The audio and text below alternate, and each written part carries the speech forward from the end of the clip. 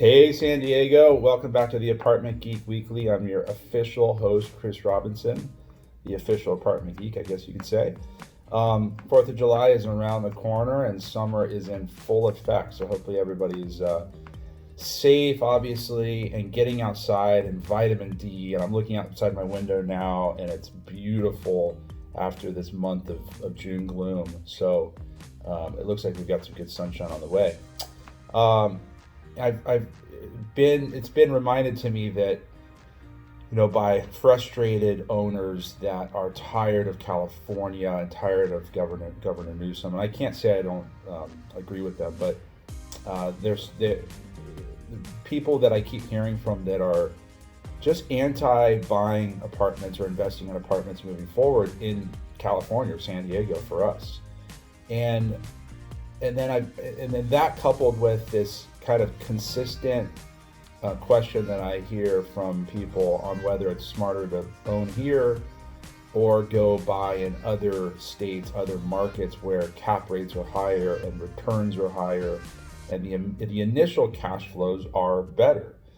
And I want to kind of nail in why I do not think that's wise and why I believe owning in San Diego and a place where you live is so important for our lifetimes and then the lifetimes of our kids or grandkids, whoever inherits these apartment buildings that we invest in over our lifetime. So I've got some bullets and I want to kind of shoot through these. And there's this X factor that I want to talk about that I don't think is thought about a whole lot. It's a little deeper. And it has to do with leverage, and it kind of has to do with my talk last week about moving the money around. So when you buy a property in San Diego, for example, any real desirable market close to the ocean or with great climate or the fundamentals are really solid, returns are low. Cap rates are 4.5%, 5%. It's very modest what you put in your pocket after you pay your expenses and your debt service and all that other stuff. Now, what people don't think about is the appreciation of that property.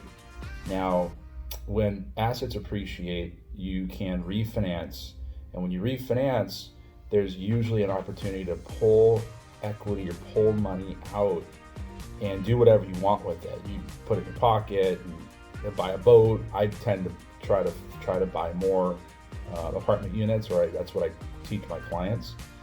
Now, any lack of cash flow that you've missed by not going into that other submarket or other state is made up easily, probably way more, with refinance proceeds that you pull back out of the property because of appreciation and because rents grow in San Diego. Rents go up consistently. Even in 2009, when almost every other sector was crushed, apartment rents in San Diego were very stable. They went down a little bit, and that was a major recession, one of the country's worst in history. So refinancing with appreciation and taking advantage of an appreciating area is huge. You're not going to see that in a lot of these states where you get cash flow initially, but you just don't see a whole lot of movement in the equity portion, and it eliminates the ability to kind of move the money around. Long-term wealth creation. So I think about people who pass their apartments, their properties down to their kids or their grandkids. And then I just really think about fundamentals and where I'd want to live. Where would I want to own property or inherit property? I'd want to own stuff next to the ocean, next to, stuff that's fundamentally super solid as far as stability and performance. And I mean, this is like, legacy wealth when you're passing this stuff off to your family, your heirs. I'd feel a lot more comfortable giving them a bunch of apartment buildings scattered throughout San Diego County or Southern California or the Northwest or whatever it may be, very solid markets, rather than large apartment buildings, throughout the rest of the country. That's kind of just kind of where would you want to live, I guess, is kind of what it comes down to. And then I look at San Diego and the reasons why people want to live here, and it's almost like this. I don't want to say recession proof, but it is really strong. And if there's a major recession, there's still all the reasons why people want to live here. And there's a sense of pride, which I'll talk about in a minute, that creates this sense of stability. And we are a little insulated from major recessions. So that's something to take advantage or take into consideration as well. It's just kind of this predictability. And then going back to management, I've heard so many horror stories over my career, 18 years, of people buying assets in other places, and then they have problems that come up. So there's a fire, or there's a major flood, and they've got to jump on a plane and go deal with things. Well, that's a nightmare just to deal with problems. So mitigating issues. And then a lot of people are taken advantage of by management. Because you're not going to manage a 100-unit asset in Atlanta, Georgia. You're going to have help, and there's so many people out there that take advantage of people. So very hard to take care of problems. Where if you're in San Diego or anywhere where you live and you own property, you can go drive there and you can deal with it. And for anybody that's been in the business for longer than a year or two knows that problems do come up in apartment buildings, and they're always going to happen. It's just a part of the nature of the business. Another big one is going to be just, and I don't know if people think about this too, really understanding the market that you're putting your money, that you're investing into. You almost have to be intimately involved and live there to really understand the different submarkets and why other areas are better and what the challenges are in certain parts of town. I grew up in North Pacific Beach, La Jolla, and born and raised, and I've been fortunate enough to go to different parts of the county kind of through my upbringing, my childhood, have friends in different parts of town, the South Bay, North County, Oceanside, Vista.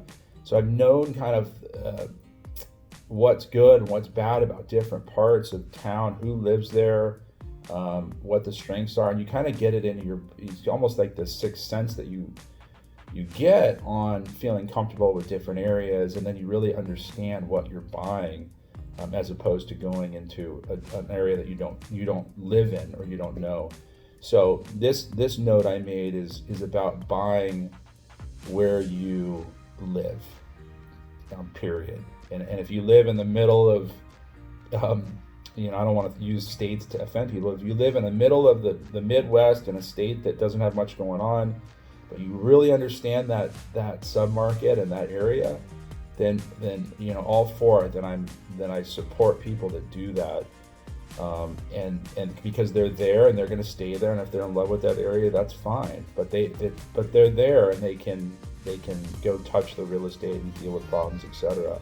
And they understand all the moving parts, because there are different moving parts with taxes and utilities and snow and heat and air conditioning, all kinds of different parts to different parts of the country, really. So if you look on the surface, when you leave San Diego, the cash flow gets better, the cap rates look better, but you lose the ability to refinance and move the equity around, and that's a big downfall.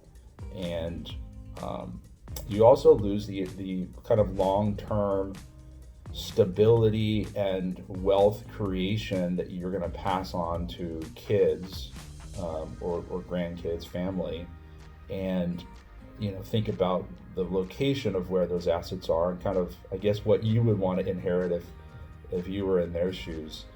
And this leads to the last one that I think is really interesting, and I haven't thought about this, but in the last 3-4 months with the coronavirus, it's made me want to talk about this, and I call it the pride factor. And you've got, looking at collections in San Diego is excellent, 95, 96% or greater. And then I started to talk to a lot of people, and started thinking about some people in my portfolio. And if they can't pay because of COVID, what I'm seeing is people that are really trying to make their rent payment. So they're coming in and they're doing installments, or they're giving $500 here. They're really trying to chip away what they owe to pay us back. They do not want to go into a balance or a hole, so to speak, with us. So what I'm gathering, I may be wrong here, but this is my opinion, is tenants have a there's an element of pride and love, for lack of better words, or passion for being a San Diegan, for being here and having all the stuff at their fingertips that they can experience and do in Mexico and Palm Springs and the ocean and LA and the mountains and Lake Arrowhead and Big Bear and all that stuff. There's an element of appreciation, gratitude. I don't even know if we know it or residents acknowledge that, but subconsciously it seems like they're practicing that by this really strong intent to pay their rent, even if they're really struggling through losing their job, through the coronavirus. And in other parts of the country, and I've talked to people that own hundreds of units in other states, they're seeing worse collections and more games, more people taking advantage of the system, more problems, really. I think there's kind of maybe a lower caliber generally of tenant that you attract, kind of generally. I don't want to single out anything, but I think in San Diego, generally, we have a higher caliber of residents that want to live here, and they understand the benefits of living in San Diego, and there's a subconscious or cognizant conscious gratitude or sense of appreciation. So I call that kind of the pride factor, and again, why you want to buy in a good market, or San Diego in this case, and or just where you live, because then you know the market intimately and the pros and cons. So hope everybody has a happy 4th of July. Let me know if there's a situation that you're in, or moving money around, or selling an asset, or exchanging an asset. We continue to do deals, surprisingly. Lenders are financing, they're still doing business. We closed a refinance yesterday.